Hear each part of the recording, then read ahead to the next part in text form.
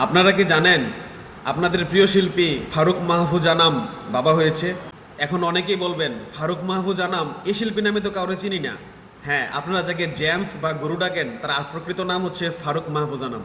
সংবাদপত্রে গত দুদিন ধরে ঘুরছে জেমস পিতা হয়েছেন। আপনারা অনেকে মনে করছেন জেমস হয়তো বা প্রথমবার পিতা হয়েছে, কিন্তু প্রকৃতপক্ষে জেমসের আগে আরও সন্তান আছে এবং তার আগে আরও দুজন স্ত্রী ছিল।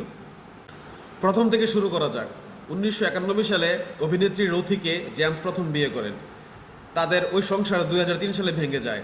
তো প্রথম সংসারে জেমসের একজন পুত্র সন্তান এবং একজন কন্যা সন্তান রয়েছে। তারপর জেমস বেনজির সাজ্জাদ নামক একজনকে বিয়ে করেন, কিন্তু 2014 সালে তাদের ওই সংসারও ভেঙে যায়। তো দ্বিতীয় সংসারে জেমসের একজন কন্যা সন্তান রয়েছে।